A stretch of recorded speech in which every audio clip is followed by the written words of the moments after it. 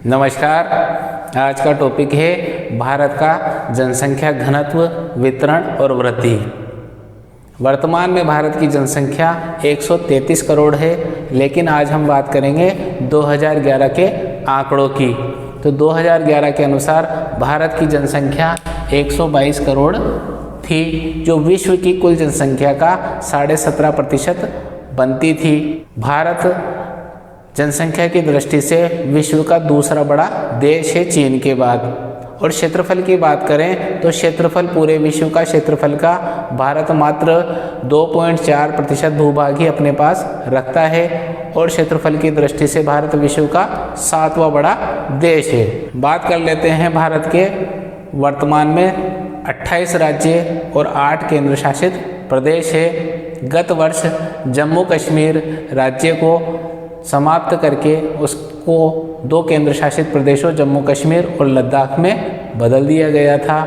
उसी तरह 2 केंद्र शासित प्रदेश दमन दीव और दादर और नागर हवेली को समाप्त कर 1 केंद्र शासित बना दिया गया है। इस तरह कुल 28 राज्य और 8 केंद्र शासित प्रदेश वर्तमान में भारत में हैं।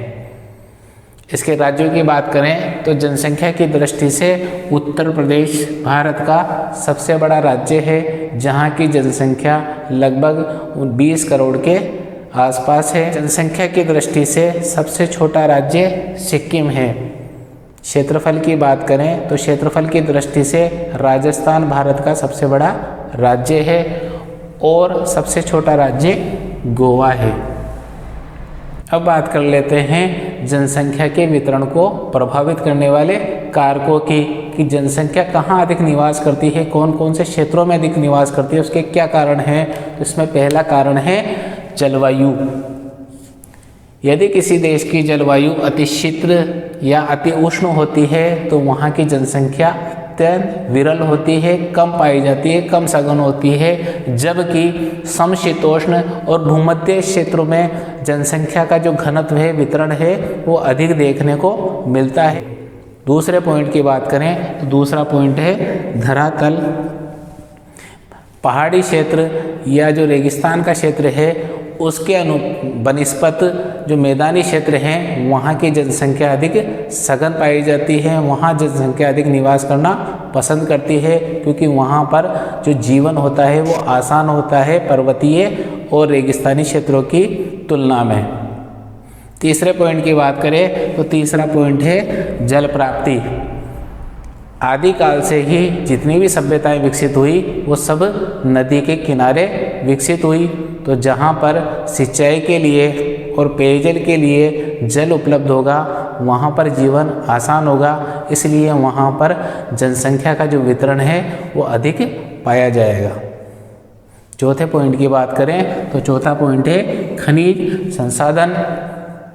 ऐसे क्षेत्र जहाँ पर खनिज प्रचुरता में पाए जाते हैं वहाँ पर जनसंख्या रोजगार के लिए सघन रूप से बस जाती है। चाहे वो भारत में छोटा नागपुर का क्षेत्र हो, झारखंड का क्षेत्र हो, वहाँ पर जनसंख्या सघन रूप से बसी हुई है। अगले पॉइंट की बात करें तो अगला पॉइंट है परिवहन की सुविधा। ऐसे क्षेत्र जहाँ पर रेलें, बसें या आवागमन के परिवहन के साधन अधिक से अधिक आसानी से उपलब्ध होते हैं, वहाँ जनसंख्या अधिक निवास करती है, वहाँ जनसंख्या का वितरण अधिक देखने को मिलता है। अगले बिंदु की बात करें तो अगला बिंदु है सामाजिक मनोवैज्ञानिक कारक। अब सामाजिक और मनोवैज्ञानिक कारक में सामाजिक संगठन के रीति रिवाज, शिक्षा, चिकित्सा, जातिवाद या धार्मिक संरचना जैसे कारक इसके अंतर्गत आते हैं। किसी धार्मिक समूह में परिवार नियोजन के कार्यक्रम को सही नहीं माना जाता, या जो आदिवासी क्षेत्र हैं जहाँ पर साक्षरता कम है वहाँ जनसंख्या का वितरण अधिक देखने को मिलता है। सातवें पॉइंट की बात करें तो सातवां पॉइंट है राजनीतिक व आर्थिक कारक। जिस देश में लोकतांत्रिक व्यवस्था पाई जाती है या आर्थिक संपन्नता पाई जाती है वहाँ जनसंख्या का वितरण अधिक देखने को मिलता है, जबकि तानाशाही वाले देश या उपद्रव वाले देश या विपन्न वाले देश वहाँ से पलायन करके लोग लोकतांत्रिक व्यवस्था वाले देशों की ओर चले जाते हैं, इसलिए वहाँ पर जनसंख्या वितरण अधिक पाया जाता है। बात कर लेते हैं जनसंख्या घनत्व की। किसी भी प्रदेश का जनसंख्या घनत्व उसकी कुल जनसंख्या में उस प्रदेश की क्षेत्रफल का भाग देकर उस क्षेत्र का जनसंख्या घनत्व या उस प्रदेश का जनसंख्या घनत्व आसानी से निकाला जा सकता है। भारत में जनसंख्या घनत्व की बात करें तो बिहार प्रथम स्थान रखता है जनसंख्या घनत्व के आधार पर, द्वितीय स्थान पश्चिम बंगाल का और केरल का तृतीय स्थान जनसंख्या घनत्व के आधार पर होता है। सबसे कम जनसंख्या घनत्व वाले राज्य की बात करें तो वहाँ पर अरुणाचल प्रदेश सबसे कम जनसंख्या घनत्व रखता है। अब बात कर लेते हैं भारत में जनसंख्या वृद्धि की। तो भारत की जनसंख्या वृद्धि के पिछले 110 सालों के काल को 4 चरणों में या 4 भागों में बांट सकते हैं। जो पहला है वो है अति मंद वृद्धि का काल, मंद वृद्धि का काल, जो 1901 से 1921 की अवधि में माना जाता है। इस दौरान भारत की जनसंख्या अति मंद गति से बढ़ती है। अब बात कर लेते हैं भारत की जनसंख्या वृद्धि की। तो भारत की जनसंख्या वृद्धि के पिछले 110 सालों को 4 भागों में विभाजित करके अध्ययन कर सकते हैं, जिसमें जो पहला जो काल था या जो पहला चरण था वो था अति मंद वृद्धि का काल। ये अवधि 1901 से 1921 की अवधि में बीच में मानी जाती है। इस दौरान भारत की जो जनसंख्या वृद्धि दर थी वो अत्यंत ही कम रही थी।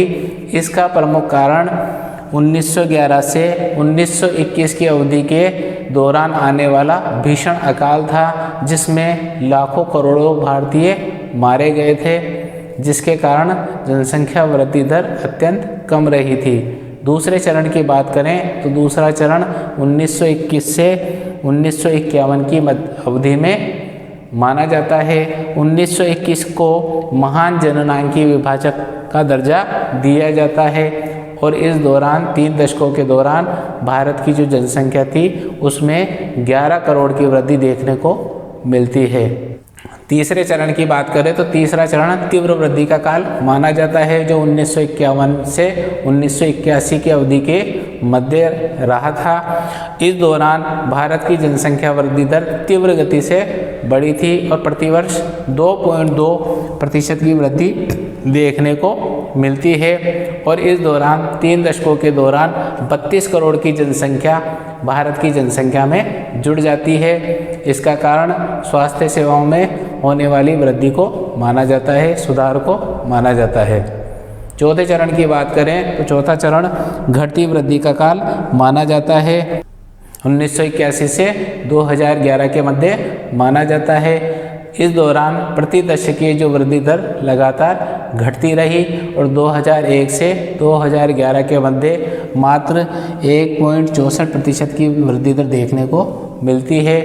इसका प्रमुख कारण परिवार नियोजन के कार्यक्रमों को बढ़ावा देना और शिक्षा में बढ़ोतरी के कारण लगातार जनसंख्या वृद्धि दर घटती रही। अब बात कर लेते हैं जनसंख्या वृद्धि के होने वाले प्रभावों की। तो भारत की जनसंख्या जिस तीव्र गति से बढ़ रही है और भारत निकट भविष्य में जनसंख्या की दृष्टि से विश्व का नंबर 1 देश हो जाएगा, उस हिसाब से पहला जो प्रभाव है वह है प्रकृति का विनाश। प्रकृति का विनाश और पर्यावरण का विनाश एक ही है और इसके कारण कई तरह की समस्याएं उत्पन्न हो रही है। दूसरे प्रभाव की बात करें तो दूसरा प्रभाव है रासायनिक कृषि को बढ़ावा। जिस तीव्र गति से भारत की जनसंख्या बढ़ रही है उसकी उदर पूर्ति के लिए खाद्यान्न की भी आवश्यकता पड़ती है और खाद्यान्न की आवश्यकताओं को पूर्ति के लिए अंधाधुंध रूप से रासायनिक उर्वरक और कीटनाशकों का उपयोग किया जा रहा है, जिससे कृषि का बंजर होना और स्वास्थ्य संबंधी समस्याएं उत्पन्न होती रही है। तीसरे पॉइंट की बात करें तो तीसरा पॉइंट है बेरोजगारी। जिस तीव्र गति से जनसंख्या बढ़ रही है उस अनुपात में सभी को रोजगार देना संभव नहीं हो पाता, जिसके कारण जो युवा है वो अपराध की ओर चला जाता है, गमन कर जाता है। चौथे पॉइंट की बात करें तो चौथा पॉइंट है खाद्यान्न और आवास की समस्या। जिस तीव्र गति से भारत की जनसंख्या बढ़ रही है उसके अनुपात में सभी को खाद्यान्न और आवास उपलब्ध कराना संभव नहीं हो पाता, उदरपूर्ति संभव नहीं हो पाती। इसलिए आज भी भारत की 29% जनसंख्या बीपीएल श्रेणी में निवास करती है, मानी जाती है और झुग्गी झोपड़ियों में निवास करने को मजबूर है। पांचवें बिंदु की बात करें तो पांचवा बिंदु है चिकित्सा की समस्या। बढ़ती हुई जनसंख्या को गुणवत्तापूर्ण चिकित्सा उपलब्ध करवाना संभव नहीं हो पाता। छठे पॉइंट की बात करें तो छठा पॉइंट है जैव विविधता पर संकट। बढ़ती हुई जनसंख्या ने कई पायदा प्रजातियों और पशु पक्षी संकट उत्पन्न कर दिया है। उनके जो रहने के स्थान हैं वहाँ पर भी जाकर मानव बस गया है, तो उनके अस्तित्व पर संकट उत्पन्न हो गया है। सातवें पॉइंट की बात करें तो सातवां पॉइंट है जल का संकट। तेज गति से बढ़ती हुई जनसंख्या के लिए पेयजल या कृषि का जल उपलब्ध कराना संभव नहीं होता, तो प्रदूषित जल से कई तरह की बीमारियां और समस्याएं उत्पन्न होने लगती है। आठवां पॉइंट है ध्वनि प्रदूषण, वायु प्रदूषण और मृदा प्रदूषण। तो बढ़ती हुई जनसंख्या इस तरह की पर्यावरणीय समस्याओं को जन्म देने लगती है। 9वें पॉइंट की बात करें तो 9वां पॉइंट है समाज में जातिवाद, सांप्रदायिकतावाद और क्षेत्रवाद। जब तीव्र गति से जनसंख्या बढ़ेगी और सभी को गुणवत्तापूर्ण शिक्षा नहीं मिलेगी तो वो नेताओं के हाथ की कठपुतली बन जाएंगे। तो और जातिवाद, क्षेत्रवाद और सांप्रदायिकतावाद के कार्ड के द्वारा नेता उनको खेलकर बरगलाने लगेंगे। 10वें पॉइंट की बात करें तो 10वां पॉइंट है संक्रामक बीमारियों को बढ़ावा मिलना। जिस तेज सघनता से व्यक्ति निवास करते हैं वहाँ पर संक्रामक बीमारियाँ तीव्र गति से फैलती है। अगला पॉइंट है कुपोषण में वृद्धि होना।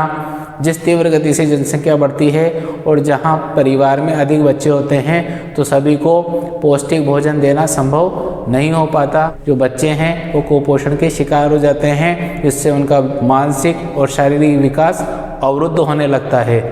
अब बात कर लेते हैं जनसंख्या नियंत्रण को करने के उपायों पर। कौन कौन से ऐसे तरीके हैं जिनको अपनाकर हम जनसंख्या नियंत्रण कर सकते हैं। तो इसमें पहला उपाय है विवाह की आयु में वृद्धि करके। कई सालों से लड़के की शादी की आयु 21 वर्ष और लड़की की शादी की आयु 18 वर्ष सरकार द्वारा नियत की गई है, लेकिन वर्तमान में लड़के की आयु भी 21 वर्ष और लड़की की आयु भी 21 वर्ष कर देनी चाहिए, क्योंकि लड़की अगर मानसिक रूप से परिपक्व होगी, अधिक पढ़ी लिखी होगी तो वह संतान उत्पत्ति कम करेगी और पूरे परिवार को मार्गदर्शन भी कर सकती है। दूसरे पॉइंट की बात करें तो दूसरा पॉइंट है आर्थिक समृद्धि। जिस देश में आर्थिक समृद्धि आती है उसका सोचने का दायरा भी बढ़ जाता है और उसके कई विकास के रास्ते और प्लानिंग के द्वारा वो अपने परिवार को आगे बढ़ाने की सोच रखने लगता है। तो आर्थिक समृद्धि से आने से भी जनसंख्या पर नियंत्रण संभव है। तीसरे पॉइंट की बात करें तो तीसरा पॉइंट है परिवार नियोजन के कार्यक्रमों को बढ़ावा देना। तो परिवार नियोजन के कार्यक्रम चाहे वो देश स्तर पर हों या राज्य स्तर पर हों, इनको ज़्यादा से ज़्यादा बढ़ावा दिया जाना चाहिए। परिवार नियोजन के बारे में स्ट्रिक्ट नियम, कठोर नियम बनाए जाने चाहिए ताकि जनसंख्या नियंत्रण आसानी से किया जा सके। पॉइंट की बात करें तो चौथा पॉइंट है शिक्षा। गुणवत्तापूर्ण शिक्षा द्वारा व्यक्ति का जो मानसिक विकास है वो अधिक हो जाता है। व्यक्ति को गुणवत्तापूर्ण शिक्षा मिलती है तो उसके सोचने का दायरा बढ़ जाता है और अगर शिक्षित नारी होती है तो पूरा परिवार शिक्षित हो जाता है। अगर आपको मेरा वीडियो पसंद आया हो तो चैनल को सब्सक्राइब करें, वीडियो को लाइक और शेयर कीजिए।